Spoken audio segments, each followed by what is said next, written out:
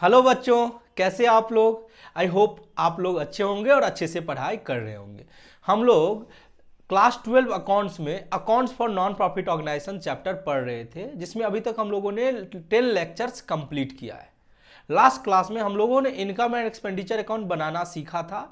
आज हम लोग उसी को कंटिन्यू करते हैं और formats of income and expenditure account discuss करते हैं। तो चलो आज की क्लास शुरू करते हैं।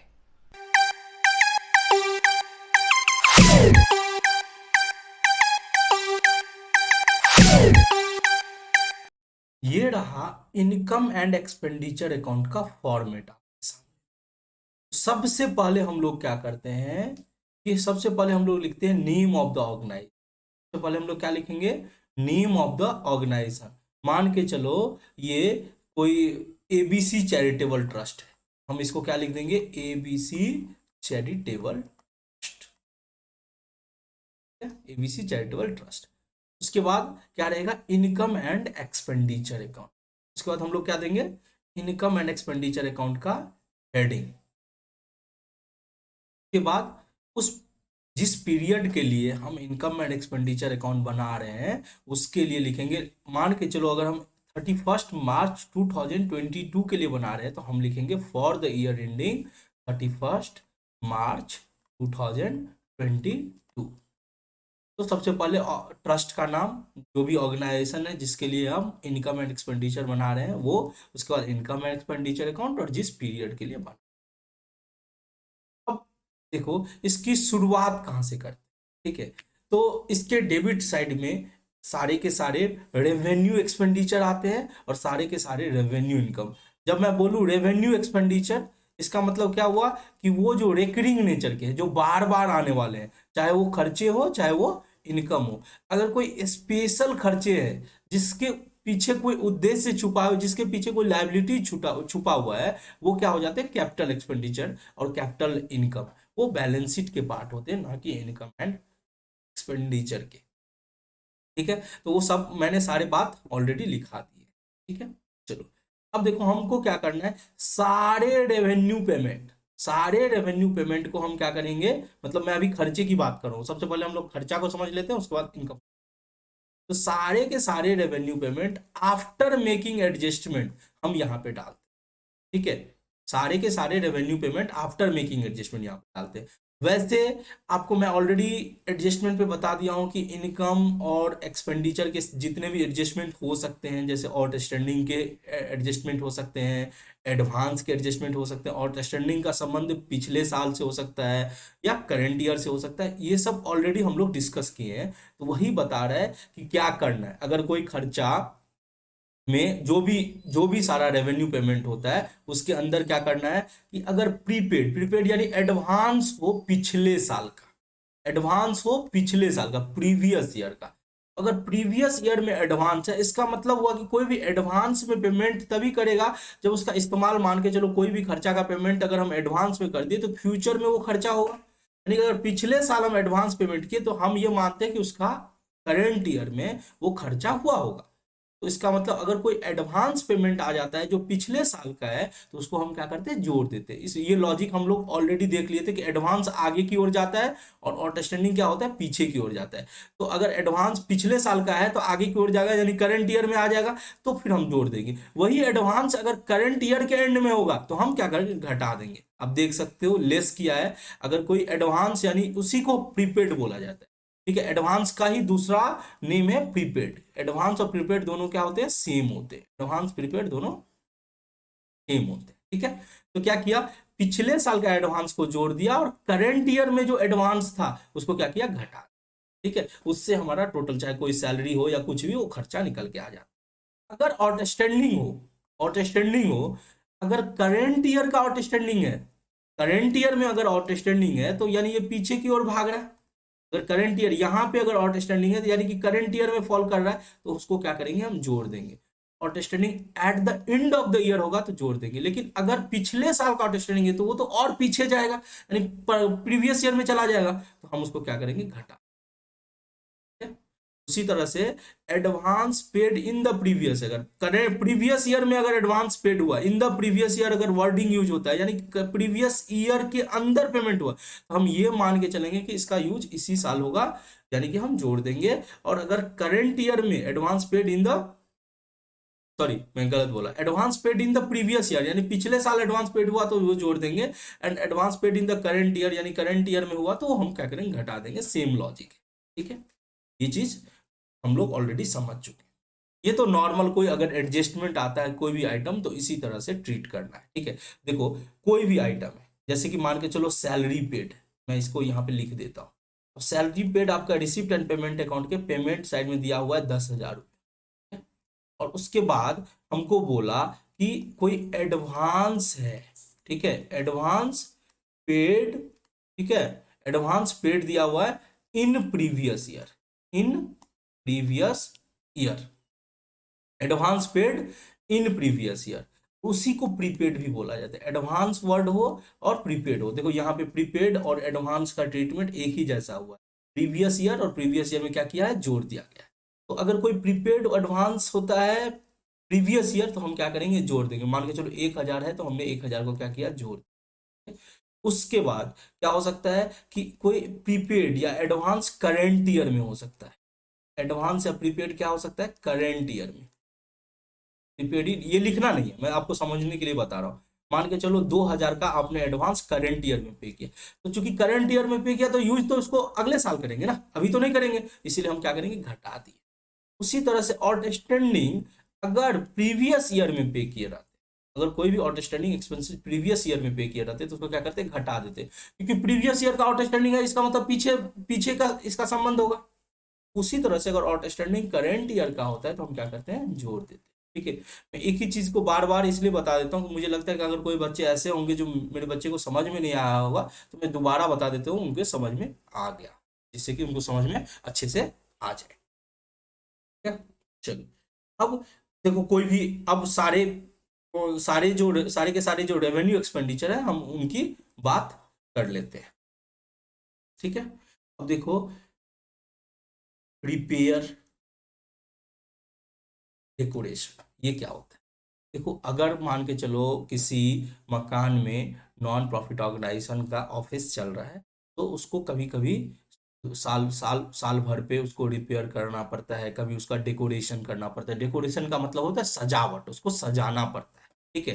तो कोई रिपेयरिंग, मान के चलो कोई दीवार में कुछ टूट फूट हो गया तो उसको रिपेयरिंग कराना पड़ता है, ठीक है।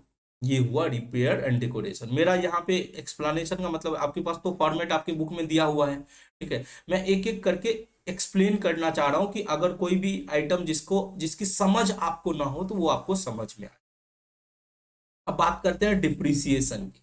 देखो डिप्रिसिएशन क्या होता है, डिप्रिसिएशन जो होता है फिक्स्ड एसेट्स पे चार्ज होता है। इस पे चार्ज होता है अस्थाई संपत्ति, ठीक है।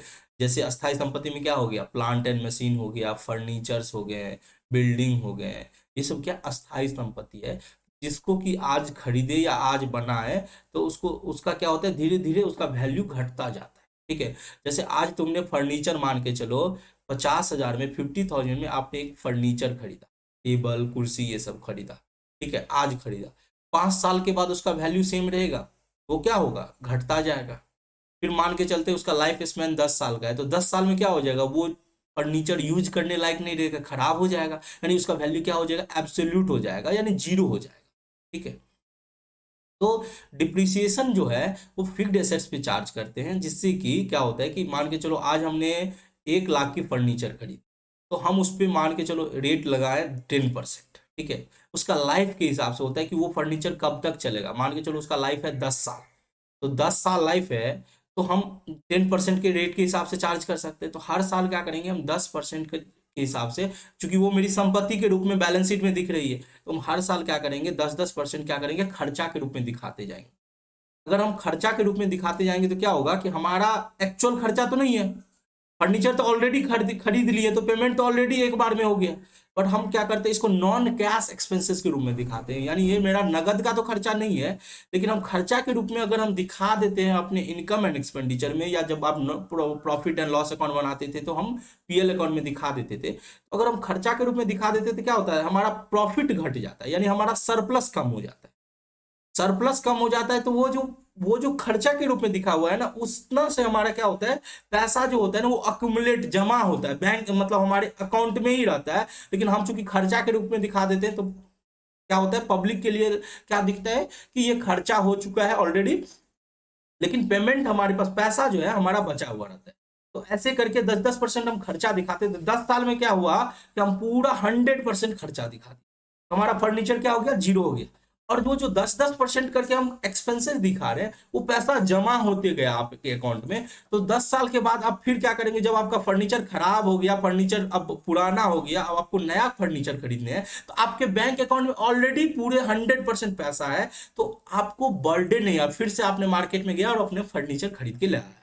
अब जरा सोचो, एक बड़ी बड़ी बड़ी बड़ी कंपनियां, या मान के चलो एक अभी नॉन प्रॉफिट ऑर्गेनाइजेशन की बात कर रहे हैं, तो वहां पे भी बहुत सारे मशीनरी होते हैं, ठीक है, छोटे छोटे जैसे कि सभी स्टाफ को लैपटॉप दिए जाते हैं, ठीक है, कंप्यूटर्स होते हैं। तो अगर डिप्रिसिएशन नहीं चार्ज किया जाए तो अचानक से बर्डन आ जाएगा, अचानक से बर्डन आ जाएगा कि इतना सारे लैपटॉप खरीदने हैं। अब कंपनी के पास पैसा ही नहीं है, तो तब तो बिजनेस में क्या हो जाएगा, ठप हो जाएगा, रुकावट हो जाएगी। इसीलिए कंपनी पहले से प्रोविजन करती है डिप्रिसिएशन के रूप में, कि हम डिप्रिसिएशन चार्ज करते हैं और पैसा बचा के रखते हैं कि जब हमारा एसेट पुराना हो जाएगा तो हम उस पैसा को यूज करके नया एसेट खरीद। ठीक है, यही लॉजिक है डिप्रिसिएशन के ऊपर। आई होप आपको समझ में आ गई होगी। तो डिप्रिसिएशन क्या है, एक नॉन कैश एक्सपेंसेस है, इसीलिए नॉन कैश है, तो इसे हम रिसिप्ट एंड पेमेंट अकाउंट में तो नहीं दिखाते हैं, लेकिन यहाँ पे हम इसको दिखाएं। ठीक है, अब बात करते हैं स्टेशनरी। स्टेशनरी यानी प्रिंटिंग एंड स्टेशनरी की बात करते हैं। प्रिंटिंग एंड स्टेशनरी क्या होता है, कोई भी स्टेशनरी आइटम, पेन हुआ, पेंसिल हुआ, मतलब जो ऑफिस में यूज होता है, ठीक है, आपको प्रिंटिंग करने के लिए जो कॉपी आता है, रजिस्टर आता है, ये सब चीज रहता है। ठीक है, अब देखो इसमें क्या होता है कि आपको मैंने जब एडजस्टमेंट पढ़ाया था तो मैंने बोला था एक्सपेंसेस एंड कंज्यूमेबल्स। तो स्टेशनरी भी कंज्यूमेबल्स के डिफिनेशन में आता है। इसमें ओपनिंग स्टॉक हो सकता है और क्लोजिंग स्टॉक हो सकता है। ठीक है, तो आपको पता है कि ओपनिंग स्टॉक क्या होता है, आगे यूज होगा, तो ओपनिंग स्टॉक जोड़ देंगे और क्लोजिंग स्टॉक क्या करेंगे, घटा देंगे। ठीक है, ये जो आउटस्टैंडिंग एडवांस का जो एडजस्टमेंट जैसे करते हैं वैसे ही करेंगे, बस अगर स्टॉक रहता है तो ओपनिंग स्टॉक जोड़ देंगे और क्लोजिंग स्टॉक क्या करेंगे, घटा देंगे। Very clear. तो ये हो गए एक्सपेंडिचर यहां तक। अब आगे बात करते हैं, आगे का खर्चा देखो।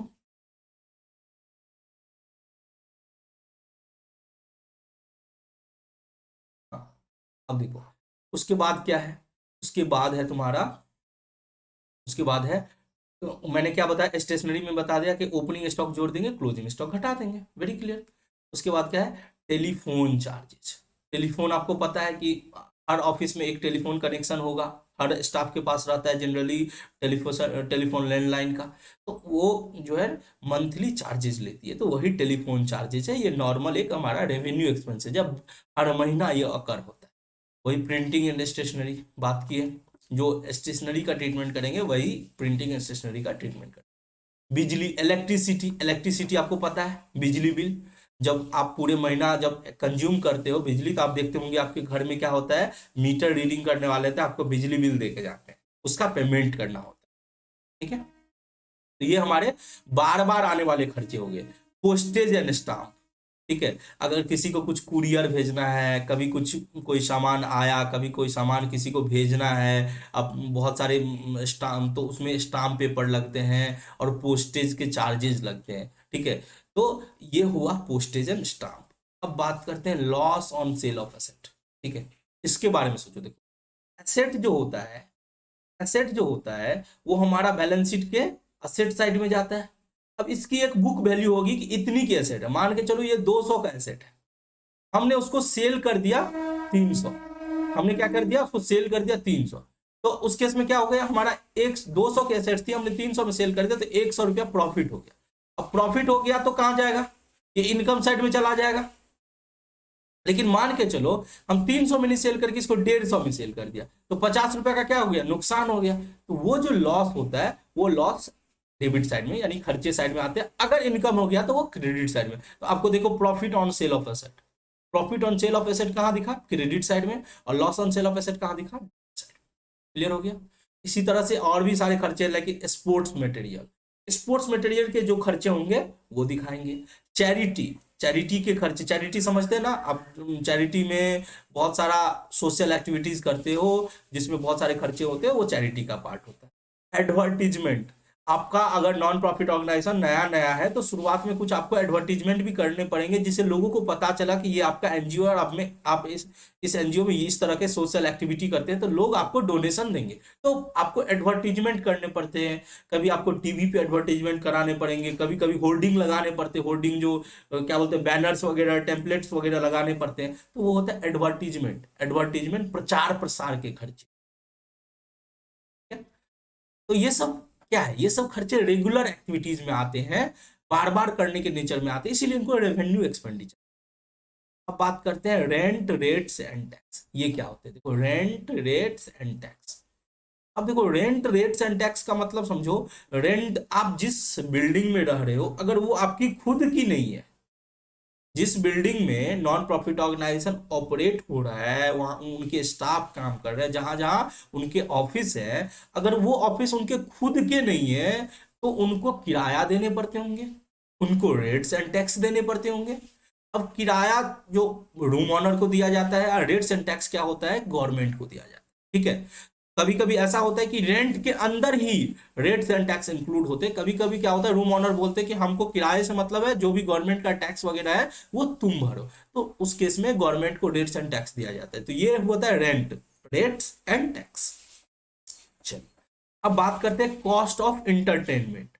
अगर मान के चलो हमारी एनजीओ बच्चे की है, ठीक है, हम वहां पे बच्चे के लिए कुछ सोशल एक्टिविटी कंडक्ट कराते हैं, तो बच्चे को इंटरटेनमेंट की जरूरत होती है, तो इंटरटेनमेंट कहीं उसको घूमने ले गए या फिर उसको सिनेमा दिखाने ले गए या किसी पार्क में ले गए, तो उसके जो खर्चे होते हैं वो भी एक्टिविटीज का या रेवेन्यू एक्टिविटीज का पार्ट होता है। चलो अब बात करते हैं newspaper and periodicals. Newspaper and periodicals, newspaper समझते हैं ना, अखबार। नॉन प्रॉफिट ऑर्गेनाइजेशन के ऑफिस में कभी कभी अखबार या कभी कभी पीरियोडिकल्स, पीरियोडिकल्स मतलब होता है मैगजीन्स। देखो बुक्स जो होता है, अगर आप बुक्स बोलोगे तो बुक्स फिक्स्ड एसेट्स की कैटेगरी में आ जाता है, एसेट की कैटेगरी में आ जाता है। क्यों, क्योंकि देखो बुक्स को आप एक साल से ऊपर आप लंबे समय तक आप उसको कंटिन्यू कर सकते हो और उस बुक को रख सकते हो, यूज कर सकते हो। लेकिन मैगजीन्स जो होते हैं, पीरियोडिकल्स होते हैं, न्यूज़पेपर होते हैं, न्यूज़पेपर मान के चलो आज आया, ठीक है, कल भी अलग न्यूज़पेपर आएगा, तो कल का जो पुराना वाला न्यूज़पेपर था वो कोई काम का नहीं, तो वो न्यूज़पेपर एंड पीरियोडिकल्स क्या होते हैं, वो हमारे खर्चे होते हैं। हाँ, जब पुराना होता है तब उसको रद्दी के भाव से उसको क्या करते हैं, बेच देते हैं। तो जो रद्दी के भाव से बेच देते हैं वो हमारा क्या होता है, इनकम होता है। तो आप देखोगे यहाँ पे इनकम में कहीं ना कहीं आपको मिलेगा न्यूज़पेपर और ये पीरियोडिकल्स को बेचने से जो पैसा आता है वो हमारा इनकम होता है। ठीक है, उसको बेचने से जो पैसा आता है हमारा क्या होता है, इनकम होता है। आप उसको इनकम साइड में दिखा सकते हैं। फिर बात करते हैं बार एक्सपेंसेस, बार परचेज। ठीक है, आप लोग नाम सुने ही होंगे कि मतलब जहाँ पे कि पार्टी होते हैं, जैसे बार डांस वगैरह होते हैं, तो उनके अगर कोई एनजीओ उस तरह के एक्टिविटीज में कंडक्ट करते हैं तो उनके खर्चे वो यहाँ पे आ जाते हैं, बार एक्सपेंसेस, बार परचेज। ठीक है, अपकीप ऑफ ग्राउंड्स, ये क्या होता है, देखो अगर कोई नॉन प्रॉफिट ऑर्गेनाइजेशन जो स्पोर्ट्स एक्टिविटीज कराती है तो उनके अपने ग्राउंड्स होंगे। ठीक है, मान के चलो अगर वो फुटबॉल की टूर्नामेंट कराती है, क्रिकेट की टूर्नामेंट कराती है, तो नॉन प्रॉफिट ऑर्गेनाइजेशन के अपने खुद के ग्राउंड्स होते हैं।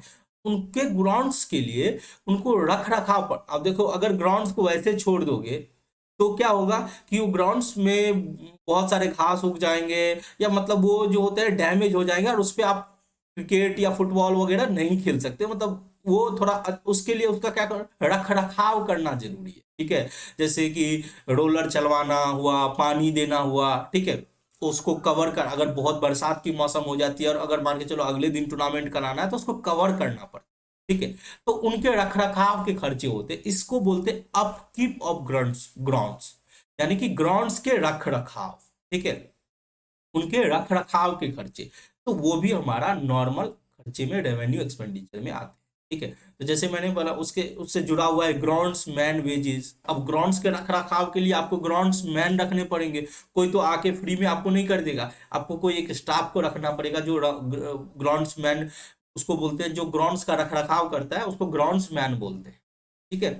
तो उसको वेजेस देना पड़ता है, ठीक है। अब आपको आपकी गार्डन भी है, आप गार्डनिंग करते हैं, तो अगर पेड़ पौधे को अच्छे से रख रखाव नहीं करेंगे, समय समय पे उसको पानी नहीं देंगे तो सूख जाता है, ठीक है। तो आप बड़े बड़े नॉन प्रॉफिट ऑर्गेनाइजेशन में देखेंगे कि उनके जो भी चाहे कंपनी हो नॉन प्रॉफिट ऑर्गेनाइजेशन है, उनके गार्डन के लिए क्या होता है कि गार्डनर को रखा जाता है, उनके मजदूरी दिया जाता है, उनको खर्चे दिए जाते हैं। तो गार्डन के रख रखाव के जो खर्चे होते हैं उनको गार्डनिंग एक्सपेंसेस बोलते हैं।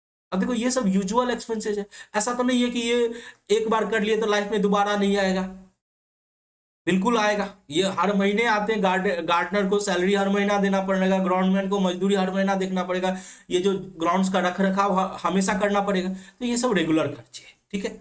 अब बात करते हैं lighting, cleaning and sanitary service, ठीक है।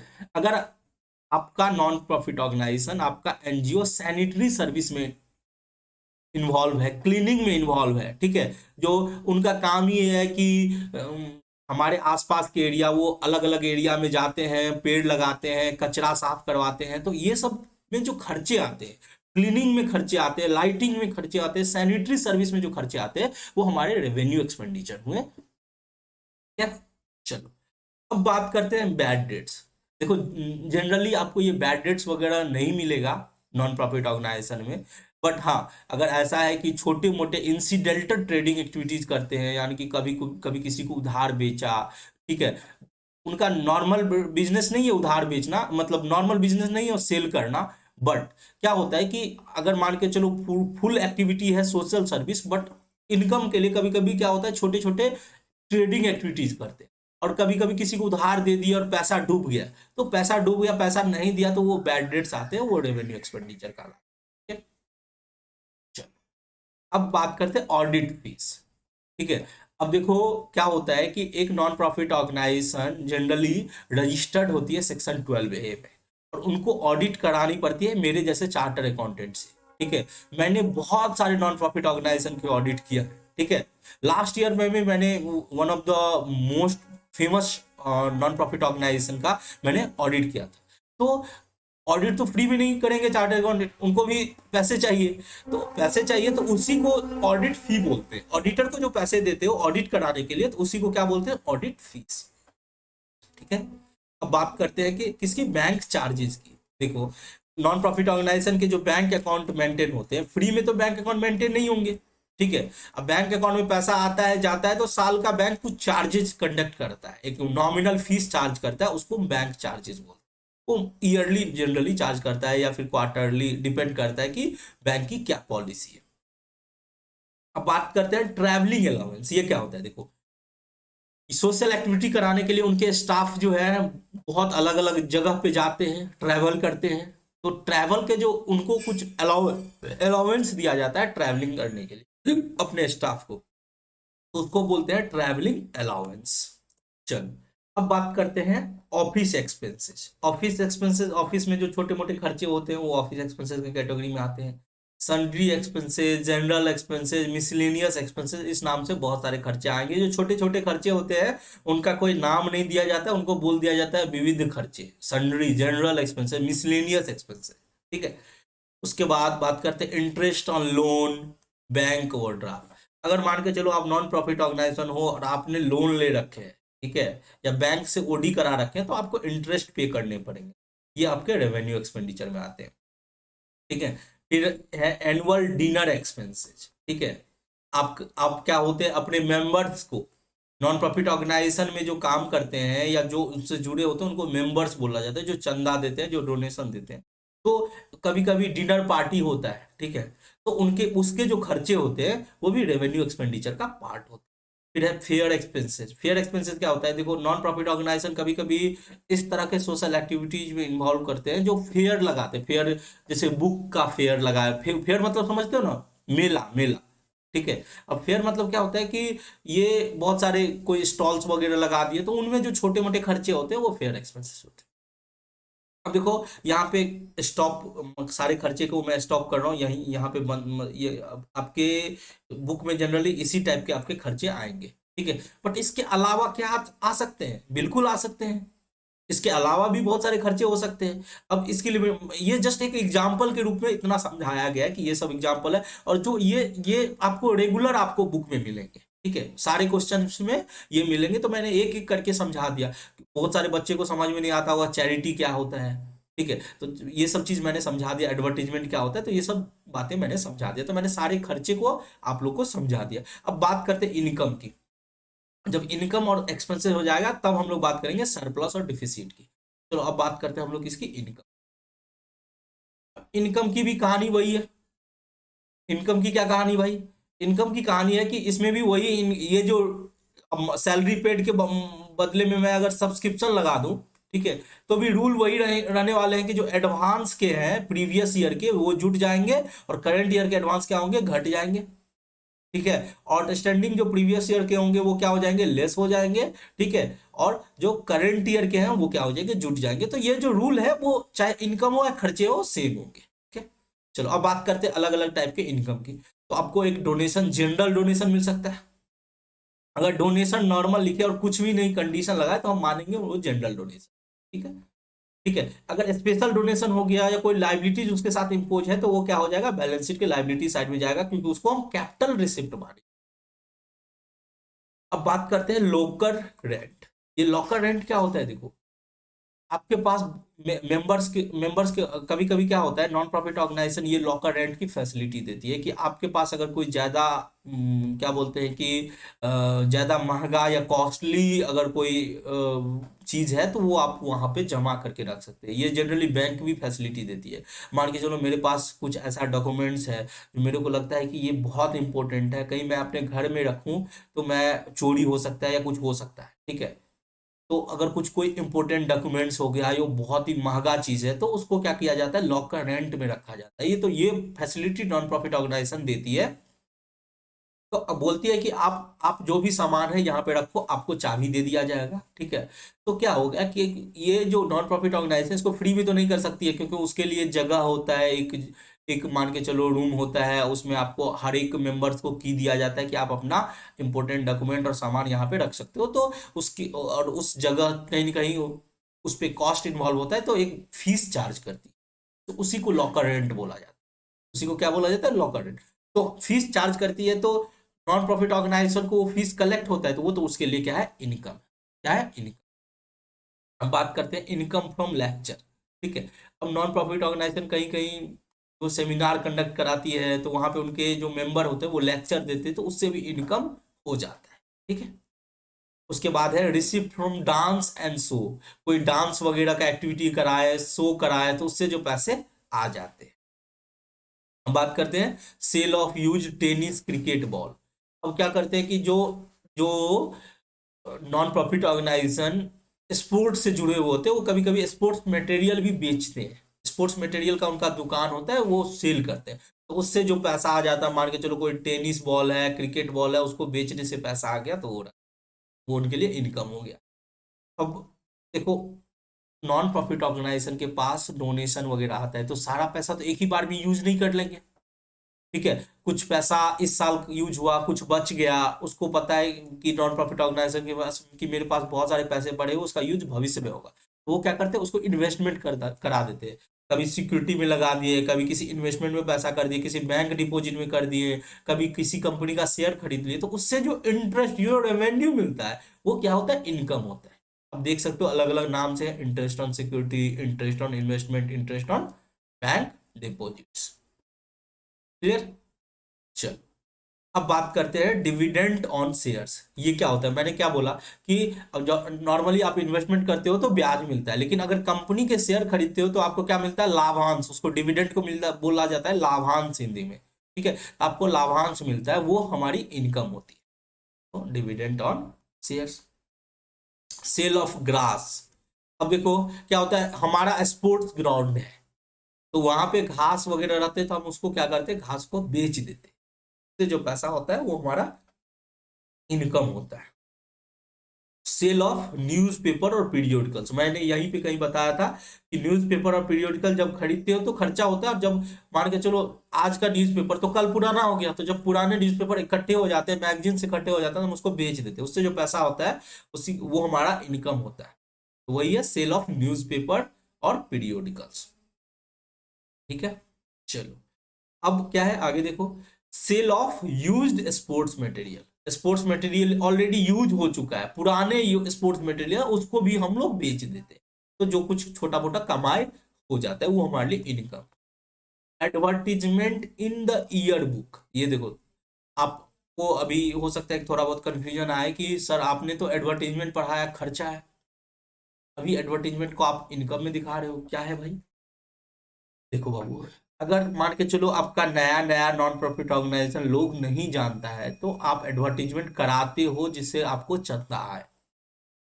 अब देखो आगे यार, आपकी नॉन प्रॉफिट ऑर्गेनाइजेशन बहुत बड़ी है, सब जानता है कि ये बहुत अच्छा काम करते हैं, बहुत अच्छे सोशल एक्टिविटीज में इन्वॉल्व होते हैं, तो लोग उनके पास जाते हैं एडवर्टीजमेंट कराने के, लोग उनके पास जाते हैं कराने के लिए कि आप तो बहुत फेमस हो, तो आप मान के चलो अपने मैगजीन्स में, अपने पीरियोडिकल्स में अगर मेरा एडवर्टीजमेंट कर देते हो, या कहीं सेमिनार में अगर मेरे सामान को यूज करते हो, तो मेरा एडवर्टीजमेंट हो जाता है, तो हम आपको कुछ पैसे देंगे।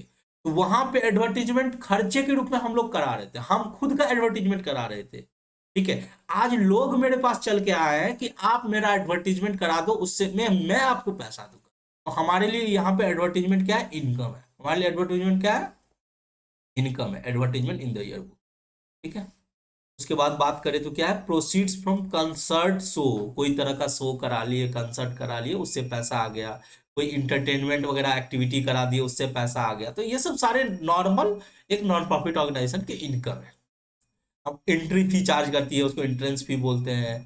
ठीक है, कोई दूसरा, हम चैरिटी किए तो हमारे लिए चैरिटी खर्चा है, और कोई दूसरा हमारे नॉन प्रॉफिट ऑर्गेनाइजेशन, मान के चलो कोई दूसरा आके बोला कि हम आपके नॉन प्रॉफिट ऑर्गेनाइजेशन में चैरिटी करना चाहता है, वो कुछ दे रहा है, तो चैरिटी हमारे लिए इनकम है। तो वो देखना है कि चैरिटी का डेबिट बैलेंस है या क्रेडिट, डेबिट मतलब खर्चा, क्रेडिट मतलब income. Profit on sale of asset, loss हुआ, मैंने बताया ना, लॉस हुआ तो खर्चा, और प्रॉफिट हुआ तो इनकम। ठीक है, rent from hire of grounds, मैंने क्या बोला कि मैं मेरे पास ग्राउंड्स हैं, हमेशा तो हम स्पोर्ट्स टूर्नामेंट नहीं कराएंगे, कोई मान के चलो अगर दूसरा कोई स्पोर्ट्स टूर्नामेंट कराना चाहता है तो हम उसको किराए पे दे देते हैं, बदले में पैसा आ जाता है, रेंट आ जाता है। ठीक है, रेंट फ्रॉम सब लेटिंग कंट्रीब्यूशन टू रिनर, देखो ये समझो, सब लेटिंग वर्ड को समझो अच्छे से, सब लेटिंग क्या होता है? देखो सब लेटिंग होता क्या है कि आपने कोई ऑफिस किराए पे लिया, अब मान के चलो आपने पूरा बिल्डिंग ले लिया किराए पे, उसमें से एक दो फ्लोर जो आपके यूज का नहीं है, आप उसको यूज नहीं कर पा रहे क्योंकि आप मान के चलो 5 फ्लोर है, आपने 3 फ्लोर यूज किया, उतना से हो गया, तो 2 फ्लोर बच गया। आप क्या करते हैं, उसको सबलेट कर देते हैं, आप दूसरे को किराए पे देते हैं। आप पूरे 5 फ्लोर का रेंट पे कर रहे हो, और आपने 2 फ्लोर किसी और को दे दिया, तो उससे जो पैसा आता है वो हमारा सबलेट रेंट होता है, वो हमारा इनकम होता है, रेंट फ्रॉम सबलेटिंग। हम जो ऑनर को किराए के रूप में देते हैं वो हमारा रेंटल खर्चा हो गया, मान के चलो 5 फ्लोर का जो रेंट दिया हमारा रेंट एक्सपेंसेस हो गया, लेकिन उसमें से 2 फ्लोर हम किराए पे लगा दिए, तो उसको सबलेटिंग से जो रेंट आया वो हमारा इनकम हो गया। Very simple. बात करते हैं मेंबरशिप फी। मेंबरशिप फी क्या होता है? हर मेंबर से हम कुछ फीस चार्ज करते हैं। ठीक है, तो वो मेंबरशिप फी होता है। Admission fee, admission fee, entrance fee बोलो, ट्यूशन फी बोलो, ये सब सब इनकम है, बहुत ही normal. Grant from municipal corporation, या वो देखो म्युनिसिपल कॉरपोरेशन दे दे, स्टेट गवर्नमेंट दे दे, सेंट्रल गवर्नमेंट दे दे। अब गवर्नमेंट को लगता है कि हमारी ये जो एनजीओ है बहुत अच्छा काम कर रही है, लोगों की सेवा कर रही है, तो इसको हम कुछ फंड दे देते हैं जिससे कि और अच्छे से सेवा कर पाएगी, तो कभी कभी गवर्नमेंट ग्रांट देते हैं। अब गवर्नमेंट में क्या होता है, डिस्ट्रिक्ट लेवल पे म्यूनसिपालिटी होती है, कॉर्पोरेट म्युनिसिपल कॉर्पोरेशन म्यूनसिपालिटी होती है, स्टेट गवर्नमेंट दे सकते हैं, सेंट्रल गवर्नमेंट देते हैं, तो वो जो ग्रांट देते हैं वो हमारे लिए इनकम होते हैं। लेकिन ग्रांट में अगर कंडीशन लगा दिए, बड़ी ग्रांट है कि ये ग्रांट का यूज इसी चीज में करोगे, तो वो हमारी जो है वो स्पेशल नेचर की हो जाती है, वो हमारी कैपिटल रिसिप्ट होती है और बैलेंस शीट की लायबिलिटी साइड में जाती है। फिर बात करते हैं सेल ऑफ टिकट, ठीक है, कोई किसी भी तरह का रिसिप्ट है, कोई कैंटीन से इनकम आया है, कोई मिसलेनियस। देखो ये बस जस्ट एक एग्जांपल्स है, बहुत सारे आपको मिलेंगे, बट हाँ ये कॉमन है जो आपको मिलेंगे। ठीक है, तो ये सारे इनकम हो गए।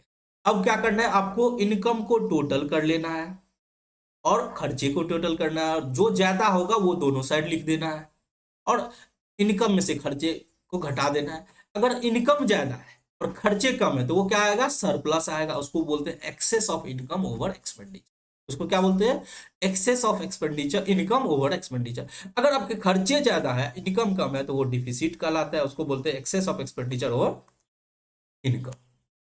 अब देखो मैंने अपने तरफ से मैंने सब कुछ एक्सप्लेन कर दिया, फिर भी ऐसा हो सकता है कि कुछ स्टूडेंट को कोई पॉइंट ऐसा हो, किसी स्टूडेंट को समझ में ना आया हो, तो उस केस में हम रिक्वेस्ट करेंगे कि आप मेरे चैनल पे कमेंट्स करके बता सकते हैं, ठीक है, कि मुझे सर ये आइटम समझ में नहीं आया। जस्ट आप आइटम का नाम लिख दो कि ये समझ में नहीं आया, तो मैं समझा दूंगा। ठीक है, और अगर हमारे रेगुलर स्टूडेंट हैं जो इस वीडियो को देख रहे हैं, मैं क्या किया हूँ, यूट्यूब हर एक वीडियोस के नीचे देखते होंगे एक व्हाट्सएप का लिंक दिया हूँ। ठीक है, अगर आप व्हाट्सएप यूज करते हैं तो आप उस ग्रुप में ज्वाइन कर सकते हैं, सब कुछ फ्री ऑफ कॉस्ट है, आपको 1 रुपया भी चार्ज नहीं लिया जाएगा। बस इससे फायदा क्या होगा कि आपको रेगुलर, कभी मान के चलो मैं टेस्ट लेता हूँ, क्वेश्चन पेपर्स कराता हूँ, तो मुझे एक्चुअल में पता चलेंगे कि मेरे पास कितने स्टूडेंट हैं जो रेगुलर पढ़ रहे हैं। ठीक है, मैं भी ये एक नॉन प्रॉफिट ऑर्गेनाइजेशन की तरह ही चला रहा हूँ, आपको जो पढ़ा रहा हूँ, आपको जो सर्विस दे रहा हूँ। ठीक है, ये मैं नॉन प्रॉफिट, मैं चाहता हूँ कि हमारे सारे बच्चे पढ़े, और वो सारे बच्चे जो कि ट्यूशन एक्चुअली जा नहीं पाते किसी वजह से, ठीक है, या तो ट्यूशन बहुत दूर है, या अगर ट्यूशन है भी तो उस तरह का क्वालिटी एजुकेशन नहीं मिल रहा है। ठीक है, तो उन सारे बच्चे के लिए मैं ये क्लासेस कंडक्ट कराता हूँ। ठीक है, तो जो भी आप अपने दोस्तों लोगों के साथ शेयर कर सकते हैं मेरे वीडियोस को, और बता सकते हैं कि आप भी इस बैच से आप बेनिफिट ले सकते हैं, सब कुछ फ्री ऑफ कॉस्ट है। ठीक है, चलो, अब हम लोग इनकम एक्सपेंडिचर का फॉर्मेट अच्छे से समझ लिया। ठीक है, अब हम लोग एक पॉइंट डिस्कस कर लेते हैं, items not to be shown in income and expenditure account. क्या सब इनकम एक्सपेंडिचर अकाउंट में नहीं दिखाया, वो सारी आइटम जिसको हम इनकम एक्सपेंडिचर अकाउंट में नहीं दिखाते। ठीक है, तो हमने ऑलरेडी बताया हम केवल रेवेन्यू एक्सपेंडिचर और रेवेन्यू इनकम को दिखाते हैं। ठीक है, पर भी फिर भी मैं कुछ लिस्ट देता हूं जिसको कि बिल्कुल आपको याद रखना है कि इनको इनकम एक्सपेंडिचर में नहीं दिखाना है। पहला तो opening balance of cash and bank, opening balance of cash and bank. अब देखो, ये कैश एंड बैंक का ओपनिंग बैलेंस है ना, तो ये तो कोई खर्चा है ना कोई ये इनकम है। ठीक है, ये कहाँ जाएगा, एक तो ये जाता है ओपनिंग बैलेंस शीट में। ये कहाँ जाता है, ओपनिंग बैलेंस शीट में। जब ओपनिंग बैलेंस शीट मैं बताऊंगा ओपनिंग बैलेंस शीट क्या होता है, वो उसमें जाता है। और आपको दूसरा ये रिसिप्ट एंड पेमेंट अकाउंट में तो जाएगा ही जाएगा। रिसिप्ट एंड पेमेंट अकाउंट में आप कहाँ देखते हो, डेबिट साइड में, सबसे शुरू में, डेबिट साइड के बिगिनिंग में, बिगिनिंग में। ठीक है, क्लियर। अब बात करते हैं closing balance of cash and, closing balance of cash and bank. अब देखो ये भी कोई खर्चा या कोई इनकम तो है नहीं, ये कैश एंड बैंक का क्लोजिंग बैलेंस है। ये कहाँ जाता है, ये जाता है क्लोजिंग बैलेंस शीट। जब आप बैलेंस शीट बनाते हो तो क्लोजिंग बैलेंस शीट में जाता है, और रिसिप्ट एंड पेमेंट अकाउंट के, रिसिप्ट एंड पेमेंट अकाउंट के क्रेडिट साइड में, रिसिप्ट एंड पेमेंट अकाउंट के क्रेडिट साइड में सबसे अंत में वो ये दिखने को मिलेगा, closing balance of cash and bank. Very clear. अब बात करते हैं कैपिटल रिसिप्ट। आपको पता है कि कैपिटल रिसिप्ट कभी भी इनकम एंड एक्सपेंडिचर का पार्ट नहीं होता। कैपिटल रिसिप्ट कभी भी इनकम एक्सपेंडिचर का पार्ट नहीं होता। इसमें क्या होंगे, जो बार बार आने वाले नेचर के नहीं होंगे, लाइफ में एक ही बार आएगा। जैसे कैपिटल रिसिप्ट में आप बात करते हैं life membership fee, life membership fees, ठीक है, इंडोमेंट फीस, इंडोमेंट फीस,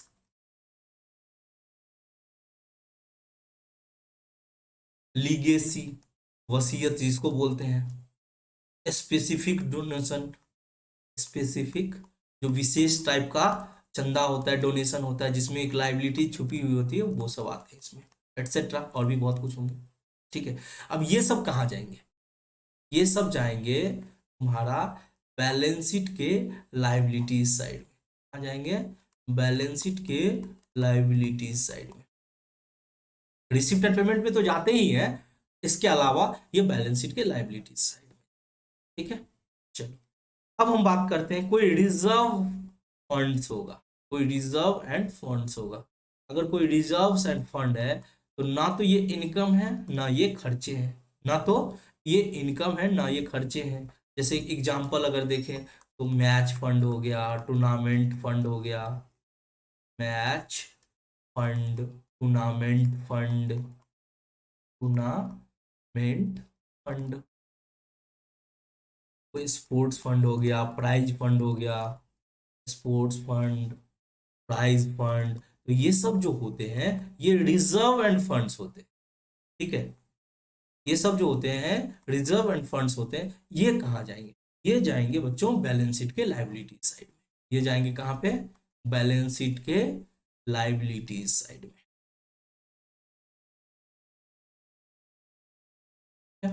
चलो अब कैपिटल रिसिप्ट हमने समझ लिया, reserve end funds, opening balance of cash and bank, closing balance of cash and bank. अब बात करते हैं, अगर हम किसी एसेट को बेचते हैं तो आपको सेल ऑफ फिक्स्ड एसेट्स दिया रहेगा। आपको लगता है कि इससे तो पैसा आते हैं तो सर इसको इनकम मान लो। हम कैसे इसको इनकम मान ले बाबू? हमारे पास जो फिक्स्ड एसेट्स होते हैं वो एसेट के नेचर के होते हैं। जब उसको बेचते हैं तो हम क्या करते हैं, उसको हम एसेट में से घटा देते हैं, रिड्यूस कर देते हैं एसेट में से। क्या कर देते हैं? Reduce from asset. क्या क्या करते हैं? सेल, जो भी हम बेचते हैं उसको हम क्या करते हैं, असेट में से रिड्यूस होते हैं। लेकिन प्रॉफिट या लॉस, प्रॉफिट या लॉस जो होता है, प्रॉफिट या लॉस जो होता है on sale of asset, on sale of asset, उसको हम इनकम एंड एक्सपेंडिचर अकाउंट में, उसको हम इनकम एंड एक्सपेंडिचर अकाउंट में दिखाते हैं। तो ये मत भूल जाना। ठीक है, ऐसा बोल मत सोचना कि हाँ सर ने बताया फिक्स्ड एसेट को बेचने से पैसा आता है, उसको हम इनकम एक्सपेंडिचर में नहीं दिखाते। उस पैसे को तो हम एसेट में से घटाते हैं, बट हाँ उससे जो प्रॉफिट एंड लॉस होता है उसको हम जरूर इनकम एंड एक्सपेंडिचर अकाउंट में दिखा देते हैं। अब बात कर लेते हैं हम लोग थोड़ा कैपिटल पेमेंट, इसकी बात कर लेते हैं। कैपिटल पेमेंट्स, कैपिटल पेमेंट्स क्या होता है? कोई ऐसा पेमेंट जिससे हमें कोई एसेट मिल रहा हो, ठीक है, और जो बार बार आने के नेचर का नहीं हो। जैसे हम फर्नीचर खरीदे तो ये क्या हुआ? कैपिटल पेमेंट हुआ। परचेज ऑफ फर्नीचर, कोई लैंड खरीदते हैं, बिल्डिंग खरीदते हैं, ये सब हमारे क्या होते हैं? कैपिटल पेमेंट होता है। फर्नीचर, लैंड, बिल्डिंग, जितना भी आप फिक्स्ड एसेट्स का नाम ले सकते हो, लैपटॉप हो गया, बुक्स हो गया, ठीक है, लैपटॉप, बुक्स। कोई इन्वेस्टमेंट खरीद लेते हो, इन्वेस्टमेंट खरीदते हो तो ये क्या, इन्वेस्टमेंट परचेज करते हो। ठीक है, अगर आप कहीं पैसा फिक्स डिपॉजिट में जमा करते हो तो ये सब सारे हमारे कैपिटल पेमेंट हो, सारे हमारे क्या हो गए? कैपिटल पेमेंट हो। इनको कहाँ दिखाएंगे बाबू? इनको दिखाएंगे बैलेंस शीट के असेट साइड में। कहाँ दिखाएंगे? बैलेंस शीट के असेट साइड में। ठीक है, आई होप आपको सारे के सारे पॉइंट्स आपको क्लियर हो गए होंगे। ठीक है, क्लियर है कि क्या क्या आपको इनकम एक्सपेंडिचर अकाउंट में नहीं दिखाना है। तो opening balance of cash and bank नहीं दिखाना है, closing balance of cash and bank, और सारे के सारे कैपिटल रिसिप्ट नहीं दिखाने हैं, रिजर्व फंड नहीं दिखाने हैं, फिक्स्ड एसेट्स को बेचते हैं तो नहीं दिखाना है, लेकिन प्रॉफिट एंड लॉस को दिखाना है। कैपिटल पेमेंट करते हैं, कोई एसेट खरीदते हैं तो नहीं दिखाना। ठीक है, ठीक है बच्चों, तो आज हम लोग इनकम एक्सपेंडिचर से जुड़े हुए सारे कॉन्सेप्ट कर लिए। अब हम लोग क्या करेंगे, नेक्स्ट क्लास में हम लोग इनकम एंड एक्सपेंडिचर पे प्रैक्टिकल प्रॉब्लम करेंगे। ठीक है, देखो ये चैप्टर थोड़ा बड़ा है और इसमें सारे कॉन्सेप्ट थोड़ा लेंदी है, इसीलिए इस चैप्टर में और हमको लगता है 2 से 3 क्लास आपको और लगेंगे।